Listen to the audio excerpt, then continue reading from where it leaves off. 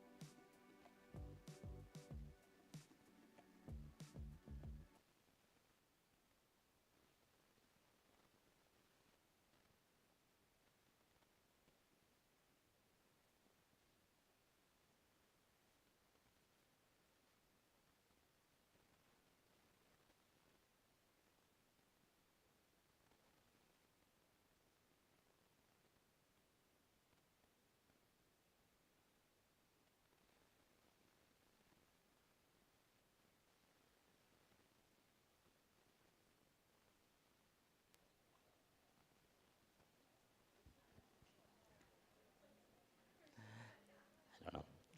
Well, hello, hey, good evening. Welcome to Upper House. My name is Daniel Johnson, and I'm the Director of Technology here at Upper House, as well as a program curator. And so I've been hosting this event that we're gonna have here tonight, which has been really fun. So, a couple things. If it's your first time to Upper House, welcome. We're so glad you're here. We're a Christian Studies Center here at UW-Madison, but we serve the greater Dane County community. And so we really try to bring Christian thought and practice into real application in everyday life. So one of the things that we do with that is we host events like this. And so we're gearing up for the fall, and we're gonna have a very full calendar here at Upper House. And so I would encourage you guys, if you enjoy the conversation tonight, go take a look at what else we're doing. We have a wide variety of different subjects, different scholars, different speakers coming in all this fall. So go take a look at our website, upperhouse.org, and you'll be able to find it there. Number one. Number two, a little bit of setup for tonight. We had a great idea come across our plate by one Annie Heathcote. And if you know Annie, she is an exceptional advocate, not only for herself, but for others, which she's just amazing at that. And she brought this idea together for what shaped up to be our conversation here tonight. And so we're super excited about that, super thankful for her. One of my roles is to lead our communications team, and Annie is our graphic designer, and she's an exceptional graphic designer. And so it's so fun to work with her day in and day out, all week long. But then it's also fun to see her in all these other avenues, and so we'll get to experience that a little bit this evening. So I'm gonna make a couple formal introductions, and then we'll bring Ashley and Annie both up here, and we're gonna have a conversation tonight. So I'm gonna actually introduce Ashley McNary first. And Ashley is the executive pastor of ministries at Heartland Church in Sun Prairie. I live in Sun Prairie, so that's awesome. She's advocated for kids with disabilities in several ways, including a Night to Remember dance, so I think many of you know that, and the Wonderfully Made ministry that they have at Heartland Church, which we'll hear a little bit about tonight. Designed for kids with disabilities and diverse needs. She helps lead efforts to make the church accessible to kids affected by intellectual or developmental disabilities, behavior emotional needs, sensory needs, limited vision or hearing, and those that are blind or deaf. And I think one of the cool things about the ministry that they have at Heartland, it's one of the few in our community that has a specific ministry for people of all abilities, which has been really fun to see that and to see that firsthand. Well, let me introduce our other speaker for tonight, and that is Annie Heathcote. She lives here in Mazomanie, Wisconsin. And she was recently crowned Miss Wheelchair Wisconsin, which is so fun.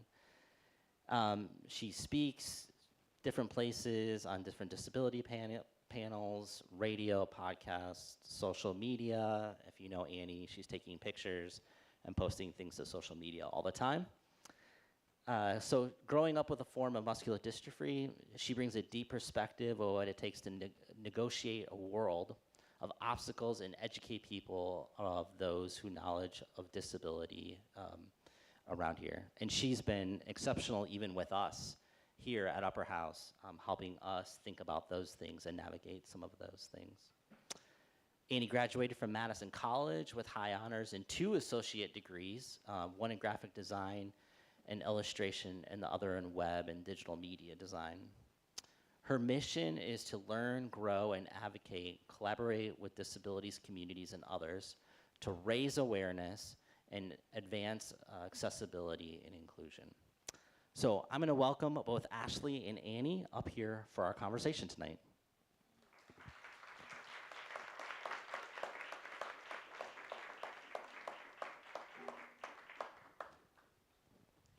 Hi, everyone.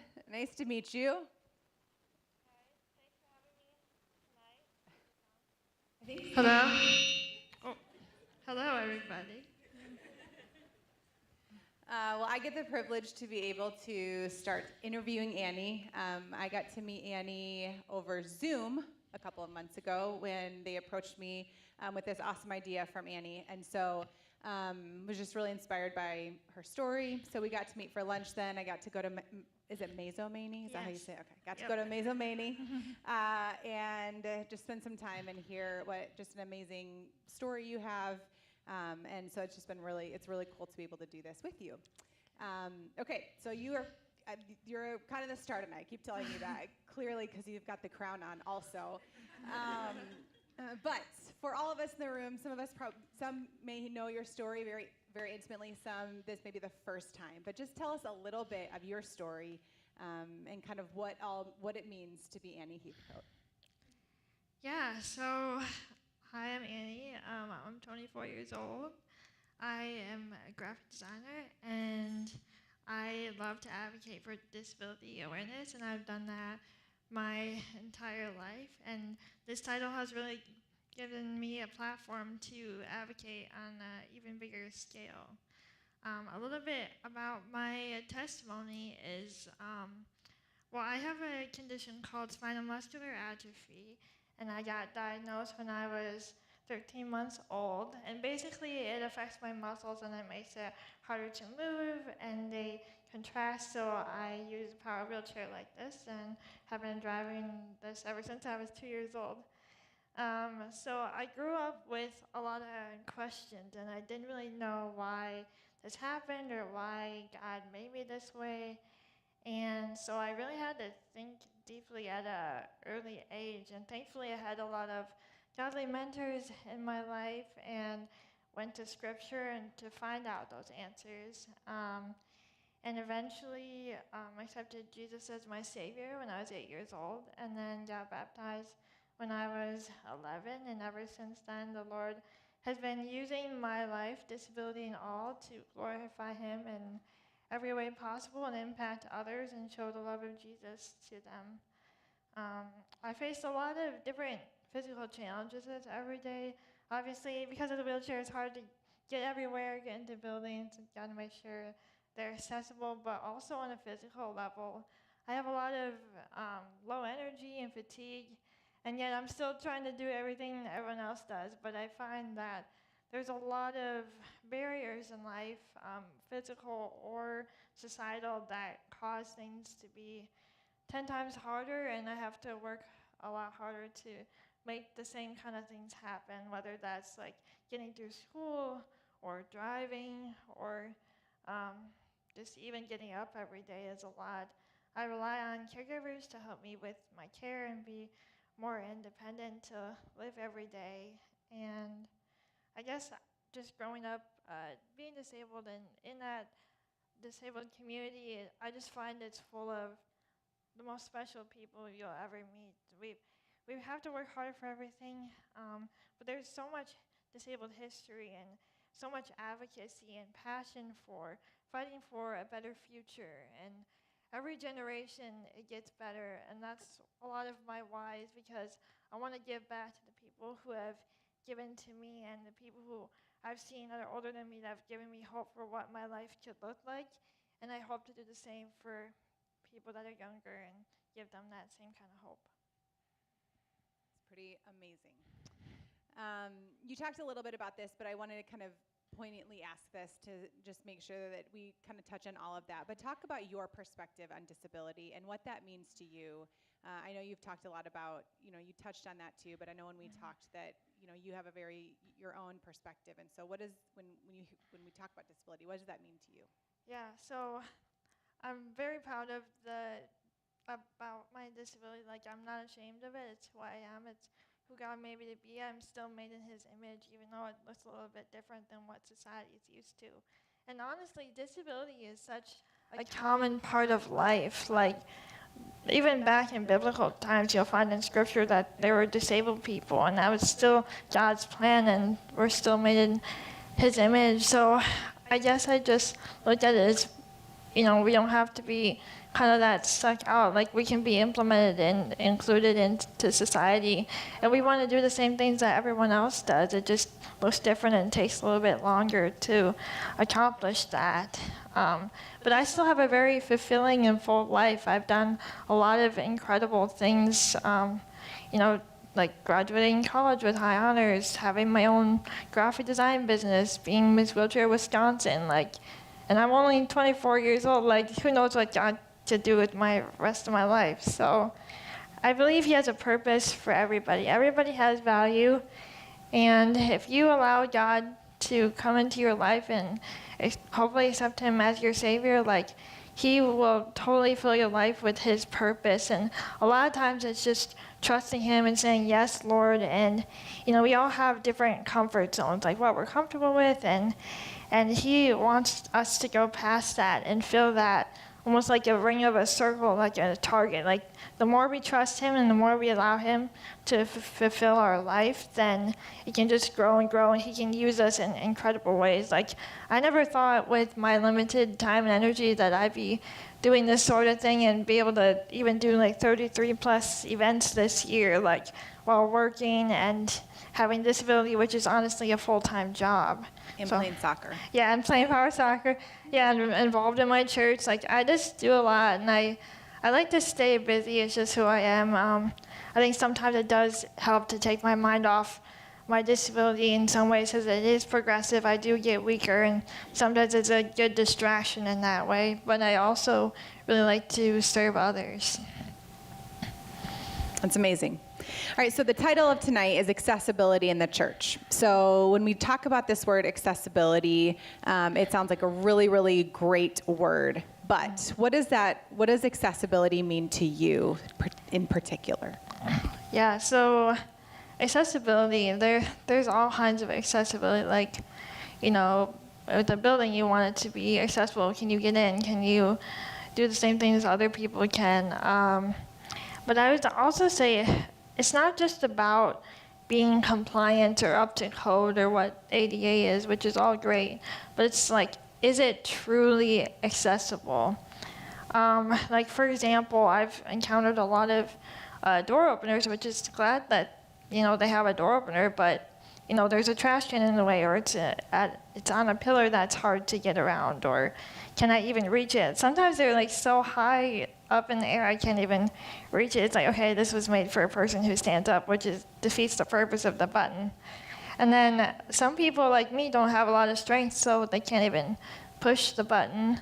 So really just all those things. It's not just about getting it done, it's about doing it to excellence. God doesn't call us to perfection. He calls us to do things to the best of our ability. And He'll give us the strength that He calls us to do. So a lot of times I think accessibility is just coming alongside the disabled community and saying, what do you need? What will make you feel cared for and loved? And how can we come alongside you to make this happen? That's great. in what ways have you advocated? Have you kind of seen something in your own world and said, you know what, I think I can speak into that. I think I can make that better. What ways have you advocated for accessibility? Yeah, so I actually have a really cool story that happened this year. So there was a local coffee shop that moved in, 1855 Coffee House. And I was super excited, and I saw they had a ramp, so I'm like, it's accessible, I'm gonna go with my friends. And so, like, because all the girlfriends, they go with their friends and get coffee, so I'm like, I'll do that. So I get there, and I look at the ramp, and then I look down at it, and there's a 3-inch cement bump up to get to the ramp to get inside. And I'm like, well, wow, this is interesting. So just being unprepared, I just decided to floor it over that bump. And by the grace of God, I made it over. It felt like a little mini car crash, but I made it through. And I get inside, have coffee. And honestly, I don't even like coffee. I always order the hot chocolate. But it was just a fact of going to the coffee shop that was like so special. And I get in there, have a nice time with my friend, and I was like, I should really say something. Because I felt prompted by the Holy Spirit to be like, okay, you should probably advocate for this. But then all these doubts started coming up in my head, like, oh, they're a new business, they just started, they probably don't have a lot of money, I don't want to be a burden, I don't want to bother them. And so, like, honestly, the enemy tries to attack us in those ways and tries to put all these fears in our head that are so unrealistic sometimes. But then I'm like, you know what? 20 seconds of courage. I'll say what I need to say. The worst thing they can do is say no. And I know I did my best. And so I just went up to the owner. She's very nice. Her name is Michelle. And I was like, hey, I really appreciate your business coming to town. I really enjoyed the hot chocolate. And I just want to let you know that there's a 3-inch bump up to your ramp that's really hard to get over, and it's really kind of stopping me from getting in here because I don't know if I'd be able to go over that again. And I'm like, there's really simple ramp options, like on anywhere you buy ramp, like Amazon. And you could just make it accessible if you're willing to. I could give you some options and pass along some info to make that happen. And she's like, oh my gosh, I had no idea. Like, she's thinking there's a ramp outside. Of course it's accessible. But those little things is like, is it actually accessible? And then once she realized that, she was so happy to help out. And honestly, I've been in situations like that before where I've advocated, but it's about a 50-50 chance that they'll actually follow through, whether they just get busy or they, don't want to, I don't know. But I got a message a week later, and she said, hey, we took your recommendation. We really appreciate that, and we wanted to let you know that we put a ramp in. And then she showed me a picture, and it just almost brought me to tears. It's just it was so special that someone really listened and wanted to help out. And little did she know, I posted that on our local community Facebook page, and a day later it got 400 likes, and soon enough the whole town was just rallying behind this business because they decided to do the right thing and help somebody out in this way. And what did that do? It brought them a ton of business. Everyone was so happy. Just those positive, feel-good stories that everybody loves. And so then the cool part is more businesses saw what she did, and then they put in ramps to their businesses. Because even if you can't make a ramp permanent, you can buy a portable one and have a sign out front saying, we have a ramp if you want to come in. And just being thought about in that way is just so special. And I just thought I'd share that really cool story with you all to just show that it just takes a simple act of kindness and advocacy and the willing to work alongside someone to really make a positive change. It's amazing. I love that you said the 20 seconds of courage and what a difference it makes, not only for you, but for people who come after you as well. Okay, so let's kind of switch now to accessibility in the church. And what are some simple ways that you have seen that churches can make their space more accessible and more inclusive? Because I would imagine this would be the heart of churches. Sometimes we just don't know how we can do that. And so what are just some simple ways that churches can be accessible and inclusive? Mm-hmm. Yeah, so some really simple ways. Handicap parking, you got to have a certain percentage of parking in your space for people in wheelchairs and people that need that space. Also, even just shoveling and mowing to make sure pathways are clear and that they can get everywhere. And then automatic door openers, making sure that they're actually accessible. And then ramps over thresholds, because sometimes there isn't always a step, but sometimes there's a bump in the door, and that needs to be solved because it's like really hard to get over.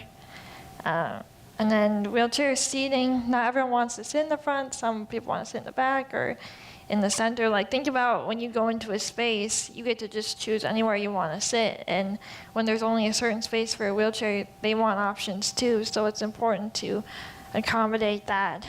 And then large print, Bibles and Braille Bibles. Also, if you have a monitor with a screen that you put lyrics on, make sure that the type is bigger, and also contrast too, and certain colors, because some people are colorblind and they can't see certain colors, and then they need a higher contrast of between two colors.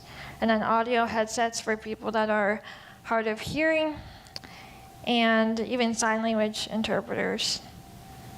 So yeah. You have personal experience with this in working with your church, which you have a fan group over here, I hear. They're like, do you need to do a little cheer? Okay. So talk about your personal experience. Share about care ministry at your church and the process of that and how that has impacted you and your church community. Yeah, so the opportunity came up last October. My pastor reached out to me and said, hey, what if we started care ministry? And then he rallied this whole group of great people together to start that, and we formed a committee. And then we decided, hey, what do we want this to look like? Who will we serve? You know, answering all those questions when you initially start a group. Then we did a presentation, presented that to our congregation, sharing those details, and also letting them know like what we need from them and what we're looking for help with to serve others and make this new care ministry a success. We also had them fill out a survey, which was really helpful because it asked a lot of questions about, they kind of assessed how they felt about disability and how well our church included people with disability now, and then what we could do to make that better. But then I think a really neat part of that survey was we asked people what their natural skill sets were and like their gifts from God. Like, you know, some people might be really good at landscaping, or some maybe are really good at cooking meals, so they could do like a meal train. So then each person put down their different skill sets so that when we have someone with a need in our church or community, we can, you know, find that person and kind of connect the two to meet that need. And then we'll eventually present the survey findings, and then we'll implement those changes, which we already have started doing with large print Bibles and more wheelchair seating. And then we're ordering more audio headsets for people to tune in and listen to the services. And then we're going to put up a QR code that's kind of discreetly placed because, you know, not everyone wants everyone to know about the care they need. Some, you know, privacy is important. So we'll have a QR code up that people can scan, and then they'll just fill out a simple Google form, and then the person on the committee can connect them with the person who filled out the survey that can meet that need. And then it'll just kind of happen that way. That's amazing. So going back to kind of, you know, all of these things can be really important, to, you know, to be a part of. But more than that, like the why behind all of that is how do people, you know, as somebody who lives with a disability, how do you feel, and how, you know, as you've talked to people also in your community, how does that make you feel when you walk into some place, especially in a church, and you feel accommodated and you feel like, man, you've prepared for me, you know, and you're ready for me? Like, what does that mean to you? Mm-hmm.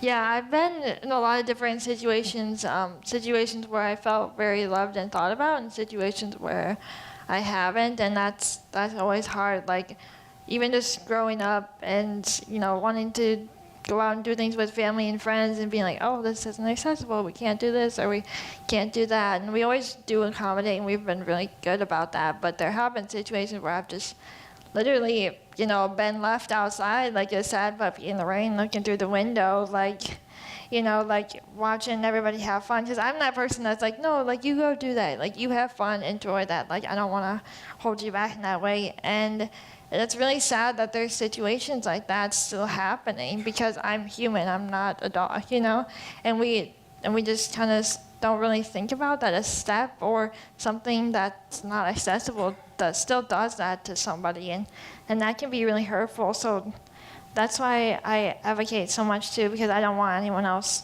to ever feel like that, and it just gives me a really deep purpose in that way. And so when I come into a space like a church that really thinks about people with disabilities and wants to make them feel loved and welcome and how Jesus sees them, that's really special, because I face a lot of discrimination, and I want to go into a space and feel loved and welcomed, and I guess it's just really great to feel that way, and even to show up to a place and not have to plan ahead, because I've had to do that before, like, is this accessible, like, what activities can I do, because you just have to plan everything out to such a T. I can't really just show up to a place. So when I've thought about that, actually takes a lot of stress off me and a lot of time off my hands when someone takes care of that.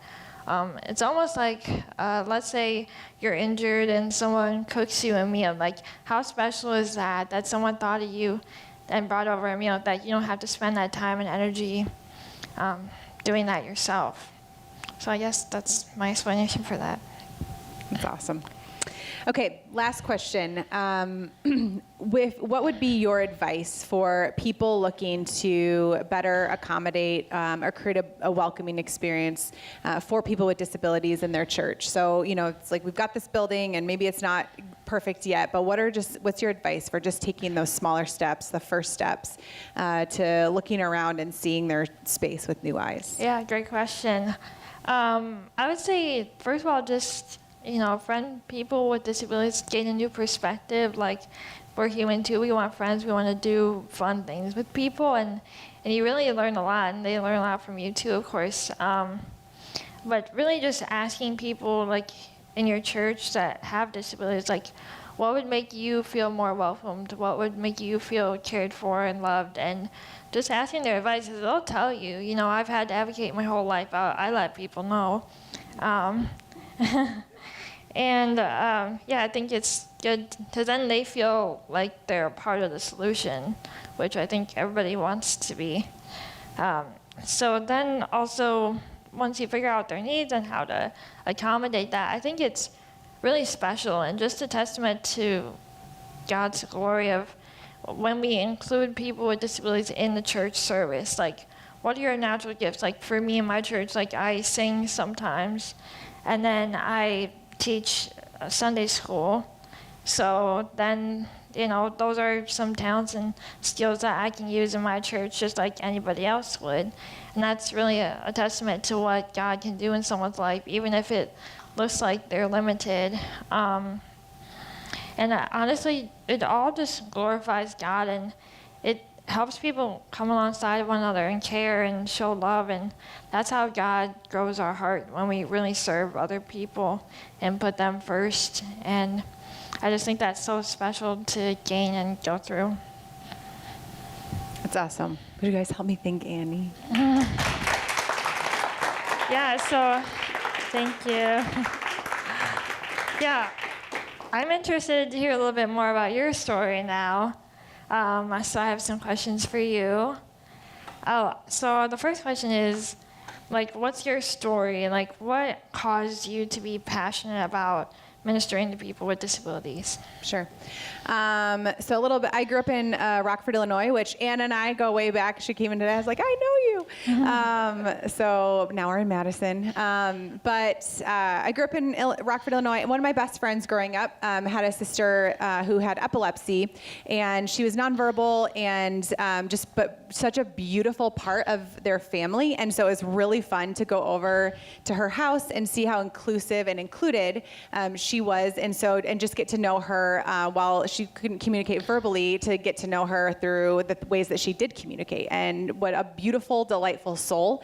And then when I was in high school, there was a young woman who was also in high school who had spina bifida, and so used a walker to get around. And so we became friends and just got to know a little bit of her story and who she was and her interests. She played basketball, and so got to go watch a bunch of her games, and just started to have this interest and acknowledgement and understanding of there's so much more that keeps us we have similar than maybe what we see that looks like we have difference. And so it was just a really cool journey for me to start to see different communities in different ways. Got to volunteer with Special Olympics and do bowling, and just get to know a really beautiful community.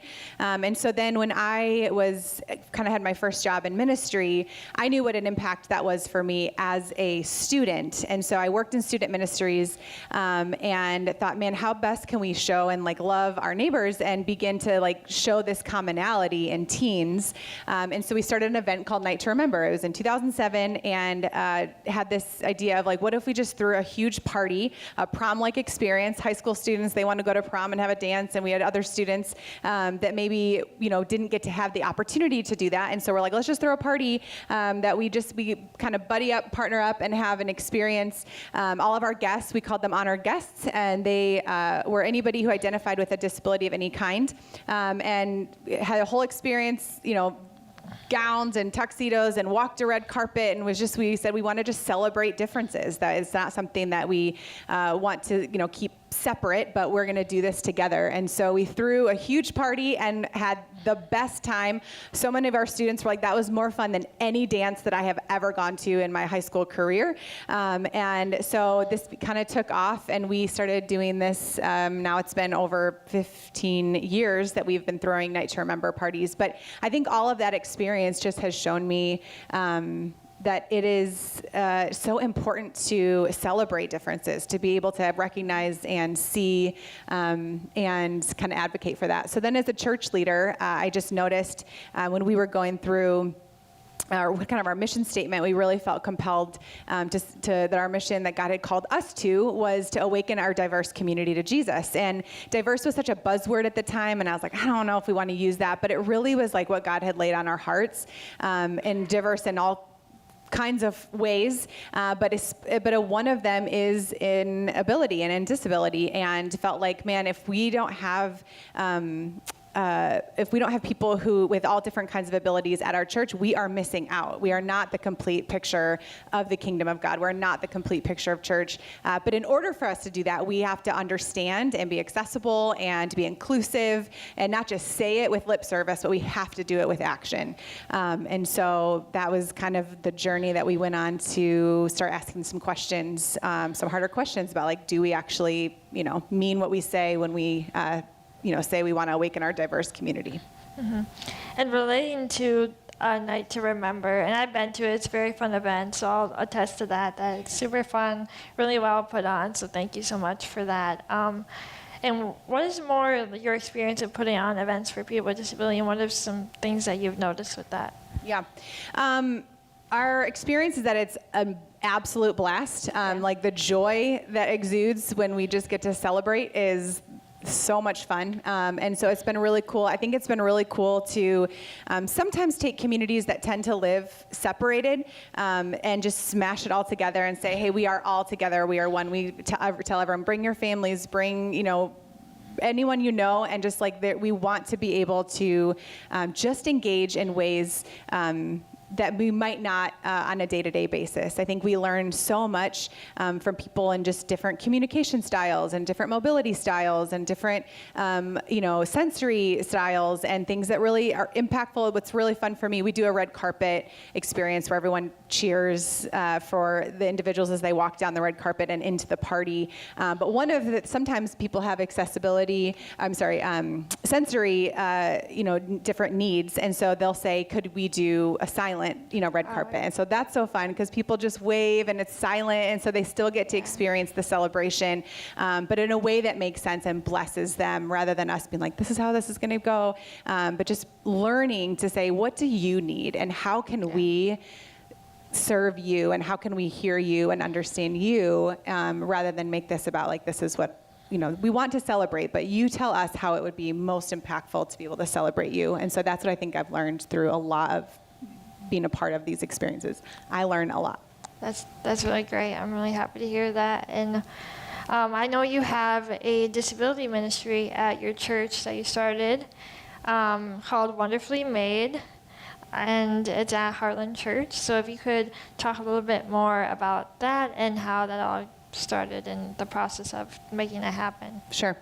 So like I said, when we first kind of had this new vision for our church and our new mission, the question was, well, how do we make that happen? And I knew that was a passion of mine. I also knew I was not qualified to be able to speak into some of these things. And so just began praying for, would God, raise up a leader who would be able to take on this work and do it well and do it with all of the right qualifications.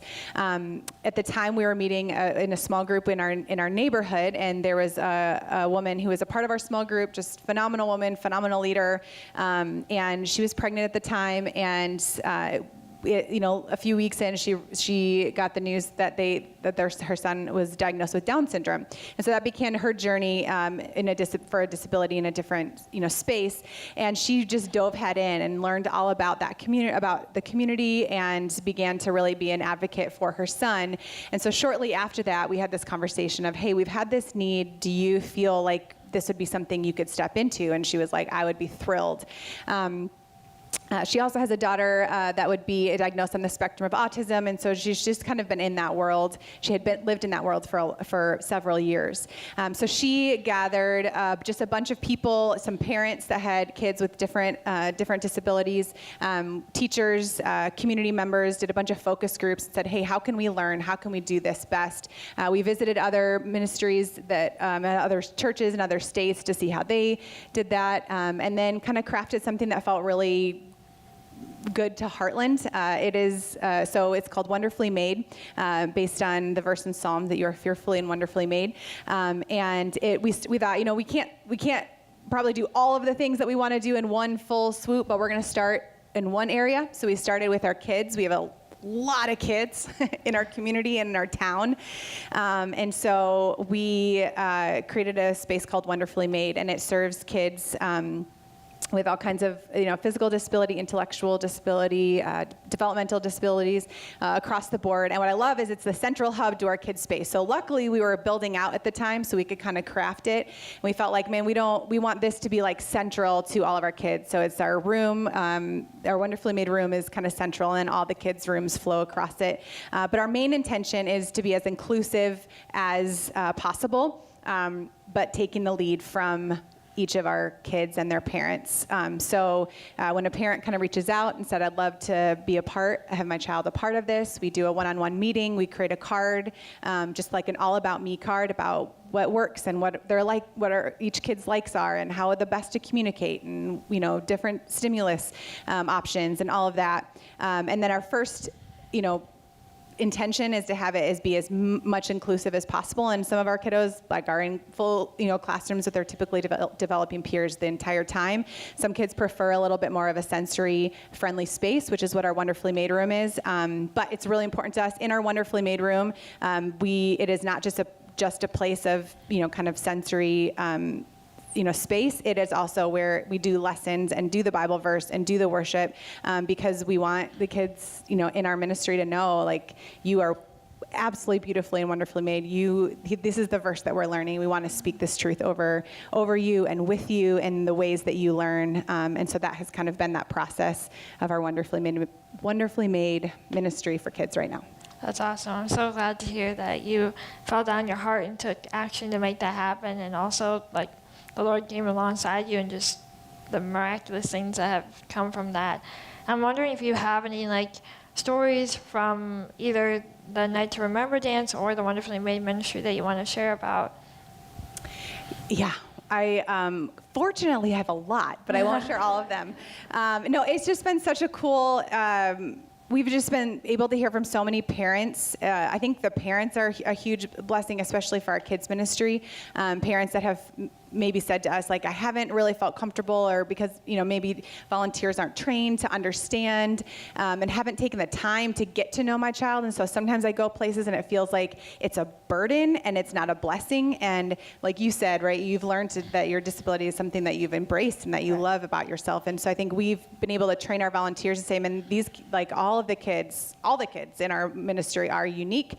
Every single kid has unique needs. Every single kid has unique abilities. And so we're on an adventure to try to figure out how best to understand them. And so our volunteers are really equipped. And what's been awesome is how many parents have been able to say, we've never been able to go to church before together, or our child has, never been able to be fully included in the classroom, and they get to experience what it's like to be a part of in a classroom. And so that's been huge. We had one little boy just this past week. He's been a part of our program for a year and had a really hard time engaging in any of the classrooms, but that was kind of the goal they had worked on. So just kind of baby steps along the way. And then this past weekend, he spent the whole class time, with his peers, and the parents were elated. He was pumped.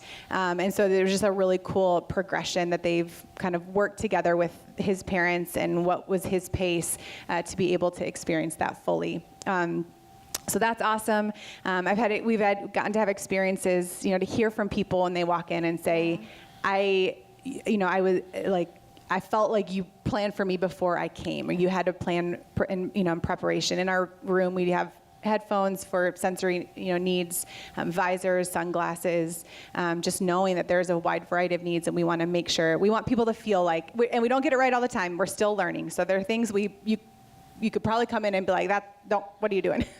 But as best we can, counter height space. And one thing we learned is, having adult-sized changing station in one of our bathrooms, just knowing that, like, trying to figure out how best we can make people feel seen and included. We have our playground in our space, a wooden playground, and so made sure that was accessible, that if there was a child in a wheelchair there, that they would have toys at their level to be able to still engage and move around all of the spaces. And so a couple months ago, there was a little boy who came in a wheelchair, and it was so much fun to see him around the playground with all of his peers, being able to do the things that his friends were able to do. So. Those are just a few. Yeah, that's really great. And it seems like you put a lot of thought into what you're having your church family experience, and how people were probably praying, for a church that accommodated their child, and how you answered that prayer because you said, yes, Lord, and went for it. So I think that's really special. So thank you so much for doing that. Do you have any other ways or other things you've put in place to make sure that people feel respected and that people with disabilities feel welcome? We have a couple of volunteers that do ASL sign language interpretation. We've also learned from them, as they've kind of brought to our attention, that the closed captioning on any video that we do is really important as well. Even though they still do the interpretation, to be able to, if they look, if individuals look at the video, because not only deaf but also hard of hearing, that is another need where they may not know the ASL interpretation, but the hard of hearing makes it difficult to be able to hear some of the video. So anytime we can, we do closed captioning on video. We have learned for the push buttons to make those a little bit more accessible as well. So now we have them on all of our doors. And I think, like I mentioned, just counter height, top height, paying attention to that in some of our spaces. And again, but probably we could even learn more. So as more and more people come and engage in our space and use our space for them to say, hey, here's how this could be better, and we want to be students and continue to learn what that looks like. I think that's a good concept too, is like you're always learning, you're always growing, always improving. And that's something I've noticed in my church too, is like, speaking up and saying like, hey, what if we did this, or what if we did this? And it's just so nice to have people come alongside and say, yeah, let's try that, let's see how that works. And even with the automatic door openers, like, it's important to put them on all the doors. It's like, you put it on the front door, but what about the bathroom? And then having an accessible bathroom too is necessary. So I think that's really good that you've thought of a lot of things that way. We have some extra time here, so I'm wondering if you could elaborate a little more on what the Bible says about people with disabilities and how to treat them and things like that. We talked about this on our Yeah. call, and I know I forgot the printout, but I think, we talked about there's obviously several verses that talk about honoring one another and being fearfully and wonderfully made. And I think that, at the end of the day, I'm like, I think we're all human beings. So I think any verse that applies to how we treat a human is how we treat everyone. And not to negate the fact that, you talk about the challenges that you face and what it takes for you to do things, sometimes takes extra energy and is that much more difficult. And so it's not to negate that, to say that that's not true. But as far as like how we treat one another, it's like everyone's a soul and a child, a beautiful child of God. And so the way that God asks us to treat people means ability and disability alike. And in some ways there's, it kind of goes across the board. So Yeah. I think that's what I would say. Definitely. I definitely agree with that too. So yeah, that is all the questions I have for you. Now I'd like to open it up more to the audience and do a little Q&A and see if there's any questions that you have. And Susan has the microphone. Lovely Susan. She's very nice. So yeah, any questions or anything that maybe you've wondered about disability? This is a safe space, so you can ask anything you want, really.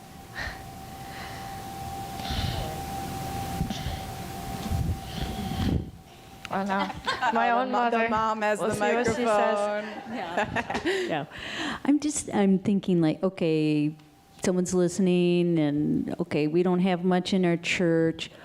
What would be the number one thing, because, there's a lot you could do, but what would be the number one thing or couple of things you'd say, okay, this is what we can do to make it more accessible or to accommodate someone's need? Yeah, I would say, like, we could each answer this, but I would say just making sure, first of all, that they can get into the space. Like, is there a step? Like, do you need a ramp? Yeah, so just them getting in there. Because once they start going to the services, you can get to know them more and discuss what further needs they have. Yeah, I think I would say too, even with if there's limited space and here's what you have, I think to be able to have a plan. So I think one of the things that has felt at least the best for us is when we have individuals that come in, that it's not like, oh, no, what do we do about that? And we're like thinking on the spot, that it's like, oh, we've prepared for this actually. It's not ideal and we know that, but here's how we have pre-thought about you.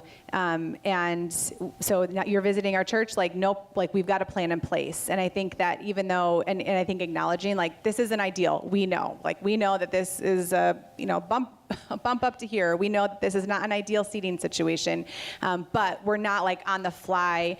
I think that has felt like, oh, we haven't thought about you prior to you coming in here. And so being able to say, man, if we had, if we had individuals walk into our space, we recognize what's not, up to code or up to like your inclusiveness already. We acknowledge it, we see it, and we still have a plan to at least make it better in the meantime until we can fix the problem. So that has felt at least, good to us than when we recognize, hey, we know that door is not how that should be, and you're right, but here's how we can fix that, and we thought about that before you got here. Yeah, just really making people feel welcomed and thought about. Susan, there's a question over here.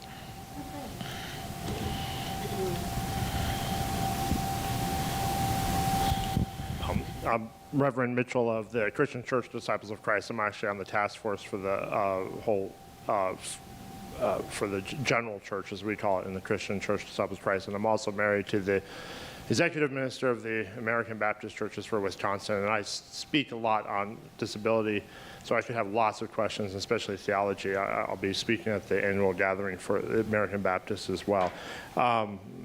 Because of my own disabilities, but also because I have an adolescent who's nonverbal, and it's still little. He's only 6'2", and we're giants. My wife's big too, But so the question I'm going to add, because this is one that's been coming up more and more, because we come from both the Christian Church and the American Baptist do believers' baptism. I grew up in the Roman Church, Roman Catholic Church, where I have a better appreciation now of baptism for infants because it definitely demonstrates that God's active, and obviously the infant has no say in the matter. And so I'm wondering what you all think about how do you do, if, and I don't know what your tradition is exactly, how to do something like believer's baptism or confirmation, which would also be for other churches as well, in such a way that those especially who are either limited verbal or intellectually or developmentally disabled are included without it being like an exception, an asterisk, because for me it's always been more inclusion. Like the church we ended up becoming members of, is we were welcomed at every church, but it was also partly because they knew who my wife was. But this one church actually like includes my son, and so that's why we end up going there. So that's my big question is how do you deal with especially confirmation or baptism for those who are especially non-conversational or non-verbal? So. Yeah. So for us, my best friend's daughter is she had a accident, has a traumatic brain injury, so she is nonverbal as well at this moment. But I would say for what we know and have learned how she communicates. So she communicates through blinks and sighs, and so I think we would, in that same parents, obviously working with parents to say, what do we think that would this be overwhelming, or would this be something that she would want to engage in, because she does have desires of what she wants to engage in. And I think that's where, for us, we would just learn her communication style, and is this something she wants to do, and to participate in. I know that the second that she would communicate that she would want to be baptized, whether that's a verbal confirmation or a blink confirmation, that would absolutely be handled. So I think or say yes. So I think for us at least, it would be, I think, in working with parents who understand more of what their child's communication style and can understand and kind of read those lines, and then working with them to say what is your child wanting and prepared for and ready to do, and then stepping into whatever that looks like. I don't know if that answers your question. How the church, the others, the typically developing or temporarily able-bodied people, Yep. Interpret it as it being an exception or not. Yeah. That's probably the part I'm just struggling with more. Yeah, how the overall church sees that. I think hopefully for us, Winterfully made such a prominent part of what we do, and Night to Remember is such a big part of our church. So hopefully our church would celebrate that. You two would. You three would, I guess. Yeah. But yeah, that's a great question. But hopefully it's part of the language enough that it's absolutely embraced. And because there's volunteers that are trained to say, hey, this is something that we embrace, and we creatively problem solve. It's not something to but let's put that over there. It's like, no, this is just part of who we are. So it probably is part of culture changing than it is, I agree, than the exception. Yeah, I think there's a lot of norms and stereotypes in society of what a person can and can't do, and by making places more accessible, then people with disabilities can join into more of those activities, and then it becomes more of the norm, and people are more accepting of those situations.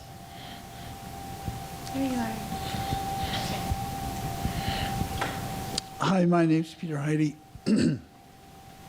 You've talked about things that congregations can do. Can you speak for a couple of moments on things congregations shouldn't do or shouldn't say, or things that are microaggressive or hurtful?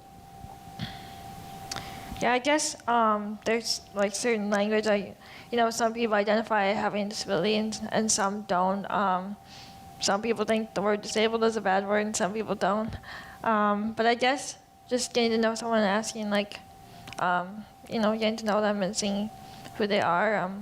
But I guess some things that I noticed just interacting with people just certain etiquette, like make sure, even though a person is disabled, that you still make eye contact. If they reach out their hand, like give them a handshake. Like it's those, I guess, norms and how we greet each other in society that you would want to extend the same as to anybody else. Because I've been in situations where I've had like a caregiver with me, and the person assumes that I can't think for myself, and then they talk to my caregiver instead, and that's like really rude and disrespectful, and it's not very loving how Jesus would want us to treat another person. So, yeah, I guess those are some things of what not to do. Do you have any more? I think being aware of language and aware of what is, even just said carelessly, maybe on the stage, at least in the church context of a church. I think being able to learn, to be able to, open the doors to say, if we get this wrong, like, please tell us, like, how this would be. I think sometimes, unfortunately, we probably could not do or do things that are insensitive and are not necessarily inclusive, and that that hurts because we know that a lot of times that constantly happens, and so fighting and advocating for yourself and advocating as a community can be exhausting and unfair, but also helping us to learn how we can grow and do better. But I think language, and I think what you said as well, and I think not making any assumptions, to not saying I see you and so I'm going to assume this about you, but to take the approach of like, help me learn, I want to learn, and not just make an assumption. Yeah. And from the other side of it too, if a person does that to me, like they talked to my caregiver and said, like, I usually speak up and have to advocate, but then just providing grace to people too, because some people didn't grow up with seeing people with disabilities out and about or whatever, like in certain environments. So just providing grace and forgiveness, and even in certain situations, and just being really loving that way too. And then once you let them know, like maybe how they hurt you or whatever, then you can advocate more, and you can come together and have a conversation about it instead of getting them out or even assuming what they thought about you. And so it's really both sides working together and coming together to find a solution in that way. I have a question for you, the person who asked the question. Do you have any examples that you can bring to the fore for us to consider? I'm sure a lot. Maybe. I see the smile. One of the things that I find that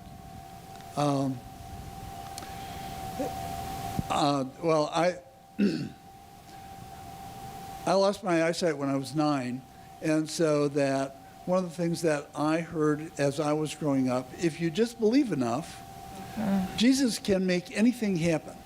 Yeah. And it's not a question. I mean, when we do that, we change faith into a commodity instead of a system of living, and that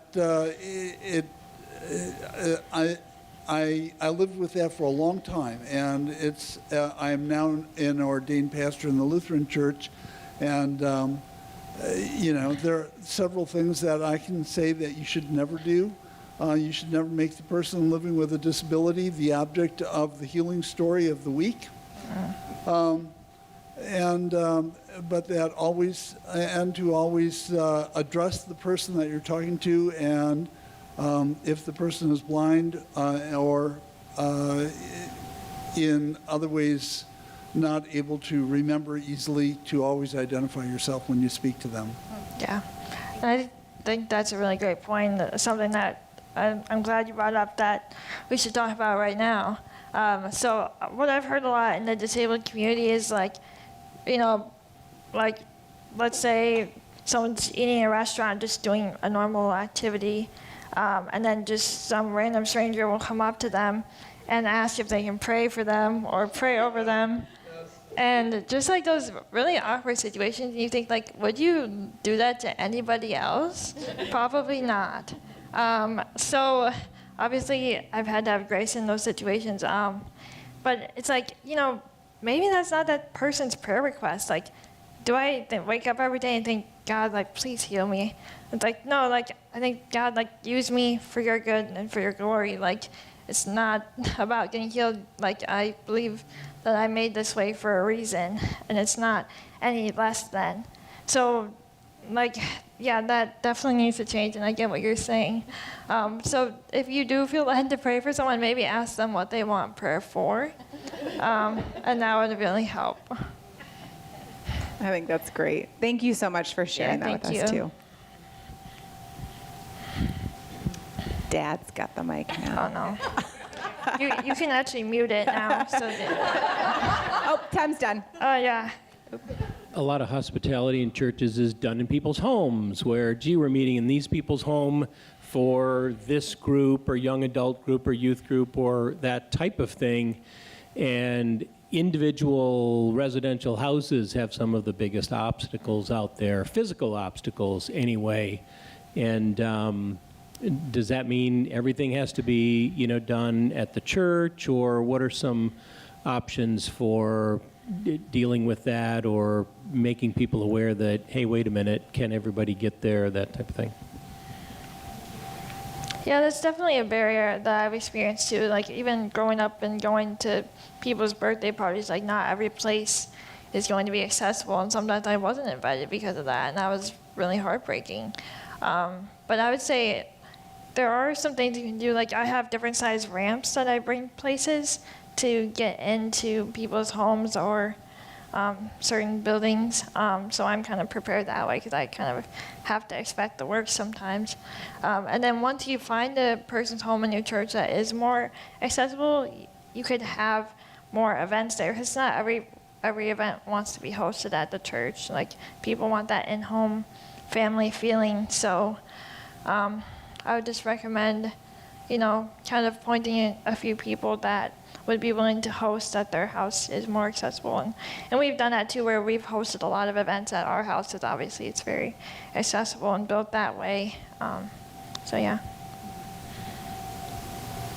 Yeah, I mean, I think that you bring up a great point. So I think, making sure that there are options. And like you said, I think just even thinking through that, we made the mistake. We had a big kids event this past fall and got really excited and thought about all the things. And then we were like, and then a photo booth could be inside a camper. And my best friend was like, Ava won't be able to do that. I'm like, why? Like, I'm so sorry. I don't know why I didn't think. I mean, of course I know Ava's going to come.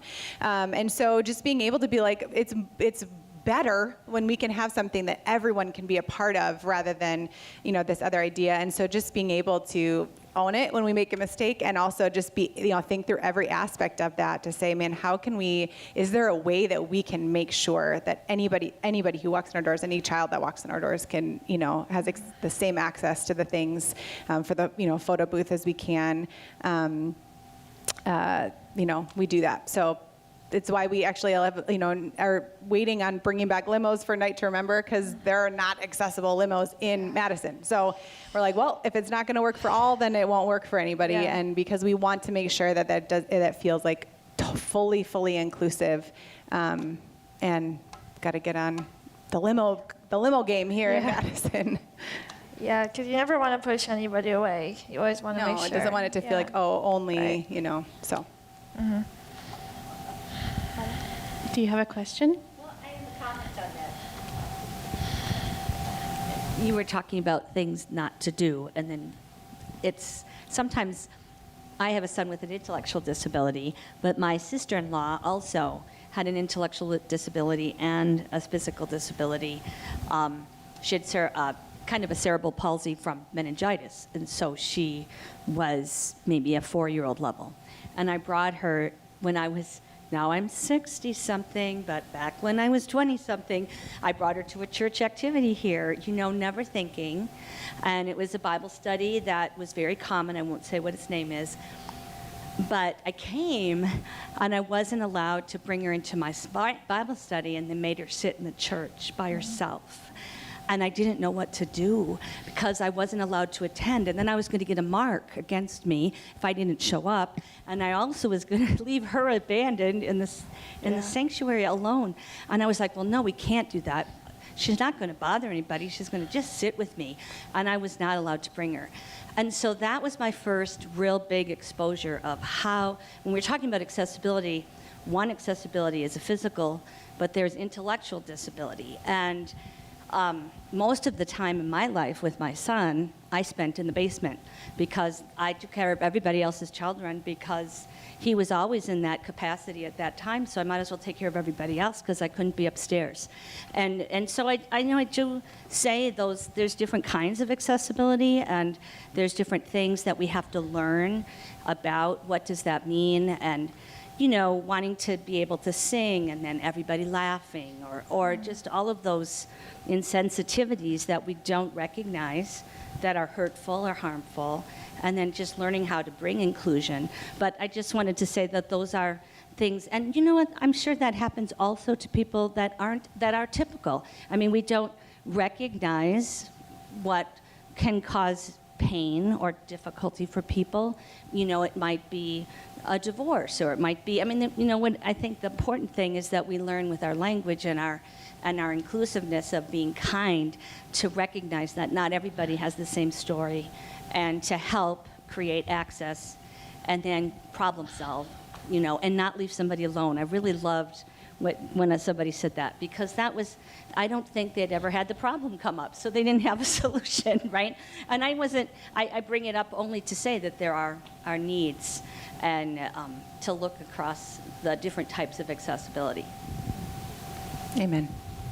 I just have one quick thing to add to that, too. I have a daughter with a language processing disorder, and for her, memory is a real issue, so memory verses.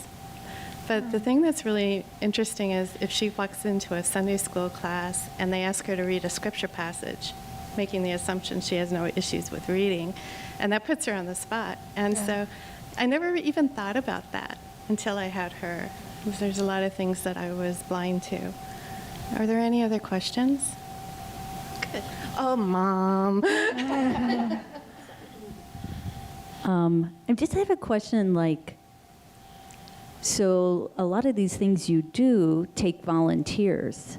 And how do you go about, there's all different needs, and how do you go about, training, or, I'm just curious, how do you go about doing that? Yeah, so for us, you guys, I think both Tammy and Karen, you serve in the Wonderfully Made ministry, and there's some pretty robust training for our volunteers in that capacity, just understanding language, understanding, different needs, understanding different diagnoses, and, typical, obviously, even in a diagnosis, there's a lot of different diversity within that as well. But I think at the end of the day, we can give all the information, but it comes down to heart and recognizing this is not necessarily a problem or a burden or this is what the church is. The church is all of us together, and we are missing out if we don't have every single person a part of us. And so we are going to use this. We may be creative. We're going to, this is how we creatively solve this. But this is actually a blessing to be able to say, man, you are wired so unique, and so we're going to figure out what works best for you, how you engage and feel the love of Jesus, not how does. Well, that doesn't work, that we're not used to that, so you can go over here. It's oh man, no, we're come on in and we'll figure it out. But that's on us to be able to figure you out and to be able to figure out how best we can include everyone in this context. And you speak into that too. What do you need from us? And so that, I feel at the end of the day, whether they know every little part or misstep on a language piece or misstep on, knowing every little detail about any diagnosis, at the end of the day is your heart to say, we see you, we want, we are better because you're here, and so we're going to learn, more about who you are and how we can invest and involve you in our ministry. And I go along with a lot of what you said. I definitely agree with that, and I think it is definitely hard to find more volunteers in today's culture, especially after COVID. I feel people are maybe becoming more individualistic and maybe not as giving, or they forgot how it used to be when people would just serve kind of without even thinking about it. And so I think that is a barrier in itself, but sometimes it's just asking. Like sometimes I think we wait for people to approach us when we have to go to others and just ask the question and see what they say, because you just never really know it. Maybe they just never thought about it or never saw themselves doing that type of thing, and then they start thinking about it, and then it becomes more of a possibility just because you had the courage to ask. Any others? No? I'm going to hand the mic to the man who helped organize this event with Annie. Hey, thank you so much to Ashley and to Annie for tonight. Thank you so much for being here.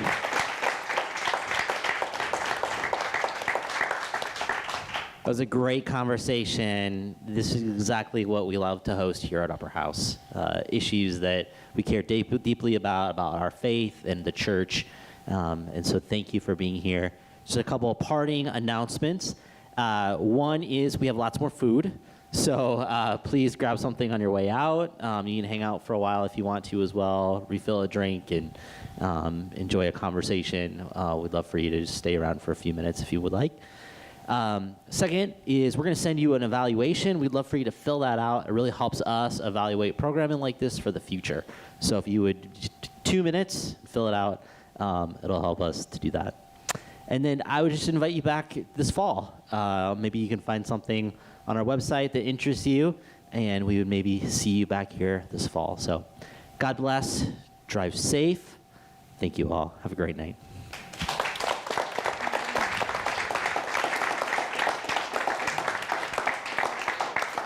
Good job.